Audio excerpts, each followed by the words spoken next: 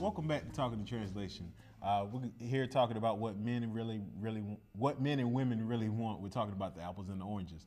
Right before the commercial break, we were going to get ready to cover Miss Bueller's side of the true and false list that I previously read about there's just random ideas or stereotypes that follow along with women. And one of them is, are you supposed to cook and do housework? Is it true or false, ma'am? False, absolutely not. I think it should be a equal thing where, you take turns. Like, I'm not going to be cooking all day, every day. My husband or boyfriend, if he wants to cook, he should be able to cook, and feel free to cook and do some housework. He should not just solely rely on me to do it all. Well, there's another one. This one, it seems like while commercial break, we were kind of talking about this one. Seemed like it was a big topic. So we're going to, it's the R to be submissive and do as they told. Your perspective. I agree with the first part, the submissive part, but not do as they're told, in the sense where you are commanding somebody to do something that you wouldn't do yourself. And as far as submissive, I think that word has like a negative connotation. It's like you just curse somebody out. But from my understanding, from a spiritual perspective of submissive, it's not saying that, you are just a robot, but it's saying you're trusting that person because that person has some sense. You're not being submissive to some fool who's going to lead you into a ditch, but you're submitting yourself to somebody who has direction and who's following the Lord, and he's just not out there on his own. Okay. Yes. And the last one more, as the whole is related to the workforce. You got some that believe that the women are better as nurses and not as doctors. So, or just in general, they feel as if a woman should do a secretary job rather than being the CEO of a company. So how do you feel about that? Oh man, I definitely don't agree with that. I guess that comes from because people perceive women as being nature, they nurture, so they just see them as that. But I would definitely consider women being CEOs, being doctors. I don't see anything wrong with that just because of their gender. It just goes back to stereotypes. Okay. That's it for the stereotypes part. So with our next topic, what do men really want? And this is according to Dr. James Bauer, who's a relationship consultant. First thing at the top of the list is, you're probably familiar with the song by Aretha Franklin, R-E-S-P-E-C-T, respect. And one of the ideas is that men would rather be respected than loved, and a statistic that says that 74% of men say that they would rather be unloved than disrespected. So, Chris, what do you think about that? I think that's the most important characteristic of being a man is respect, and to carry yourself in a respectable manner. If people don't have respect for you, if the people you're around can love you but don't respect you, they'll run over you and treat you like crap. And I'd rather you respect me, because when you respect me, we have that mutual understanding. We can come off that mutual ground. But if you don't respect me, we don't have nothing to talk about now. To me, I don't care if somebody respects me or not, because I have enough respect for myself, and that's something else too. You got to have enough respect for yourself as a man. But yeah, respect is probably one of the most important things being a man. You can walk into a room and tell if a guy's respected or not, so that's pretty important. But coming from your woman, give me that perspective. Coming from what now? Your woman. Oh. Yeah, she's got to respect me. If she doesn't respect me, she's gonna nag me, like we had mentioned earlier, she's gonna nag you. And a lot of times what women do is, because they don't respect you, they will nag you because you sit there and allow them to do this one thing. Now they think, okay, I can just go on and keep nagging. And as long as I push that button and nag him, I'm gonna get what I want. Because she don't respect you. You didn't say as a man, hey, listen, this is what I want, and this is what's not gonna be. You didn't lay that down.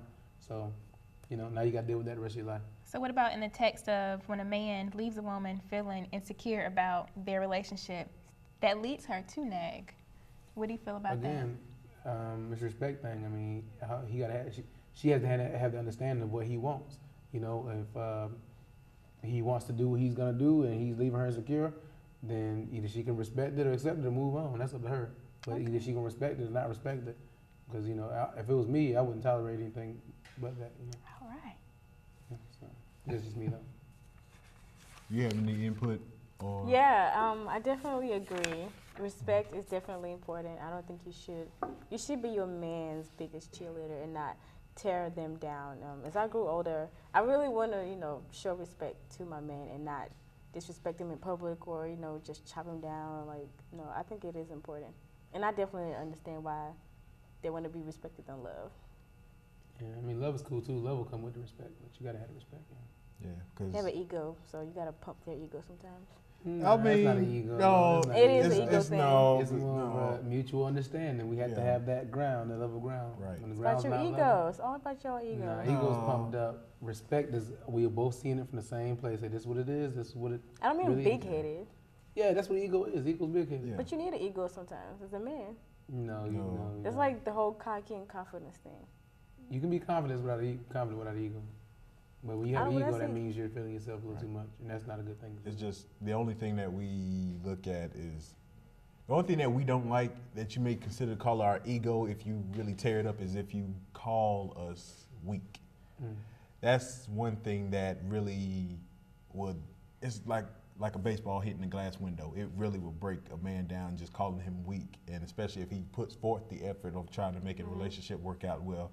He just has that.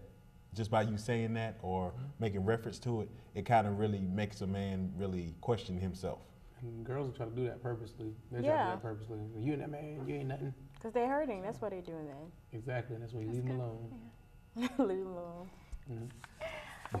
All right. So bringing us to our sixth topic, 6 myths about what women really want.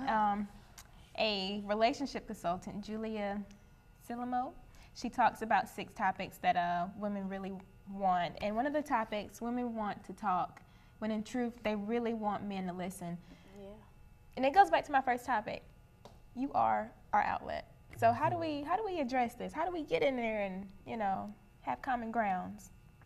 Communication. When you first meet with somebody, just let them know, just know their love language, like how they communicate and how you really are. Like, baby, I really like to talk, and knowing that your attention span is a little short, I'm going to try to shorten it up a little bit. But I like to talk, it's going to be days when I come to you and I just vent. And I would appreciate it if you would listen to me and use I statements instead of you. That is very good. I agree with that statement. Man. Yeah. I think it's a good idea when women and men talk to go to a chalkboard or a writing board, so you can stay focused on what you're actually talking about. Because girls will get all off topic. Are you going to do that? Who does I would. that? I would take a piece of paper out. Okay, these are my issues, and it works too. You see it in Why Did I Get Married when she has the right to list and stuff. But you can actually write a list and talk. That's a better form of communication because when women talk, they'll go off and, well, this is how I feel and this is how I feel, and they're going off emotions. 9 times out of 10, like you said earlier, they're going to bring up something from the past or something that's been from out of the closet, something you never, well, back in 1998, you did this, and it's just all blown out of proportion. Now you done lost track of everything that you've been talking about. And so I find that's one of the key points when you talk to women. They want somebody to listen, but they know what they're listening for and what you're talking about, first of all, because they'll go on and on, it's like a motor. Oh, my goodness. I'm just saying, really. And you said guys have a short attention span, right?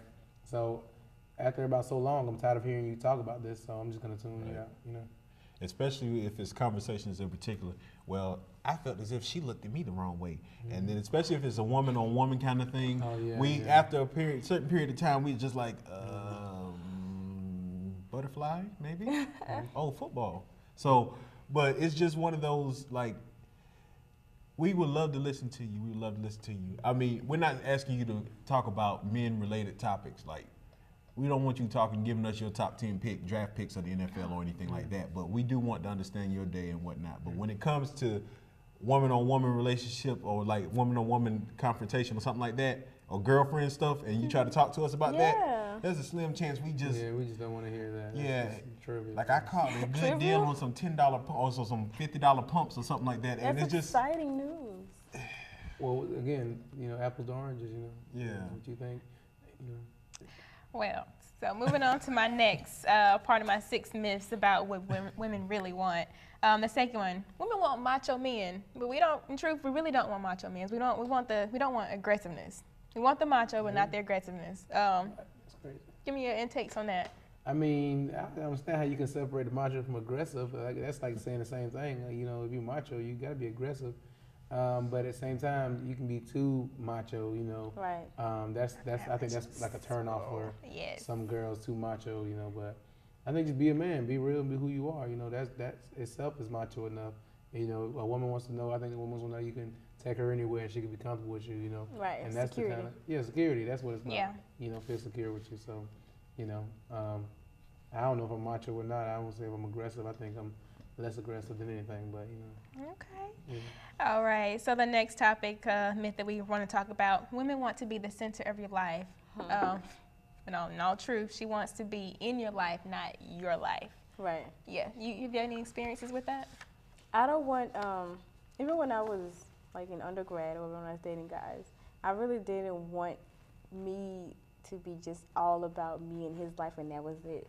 Like I want him to be in his life, but then we also have different things going on, but still individuals. Yes, okay. All right, and just to touch bases on another one, women want to be treated equally. Do you feel in relationships that that's completely understood? No, that can't be, because I mean, you can treat, you know, in a relationship, a relationship is never really 50-50, although that's the goal, to be 50-50. Somebody's got to steer the ship, and somebody's got to keep it floating, you know. And that's really what's like. You can't have two captains, you know. Right. You can have a co-captain, you know what I'm saying, but you can't have two captains, so, you know.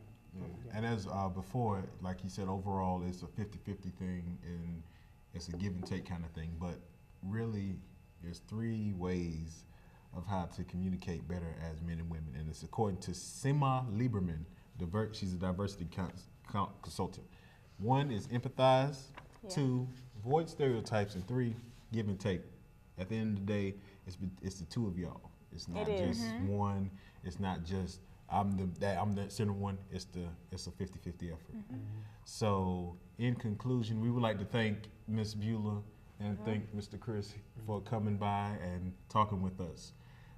This is Talking in Translation. I'm Chris Peterkin.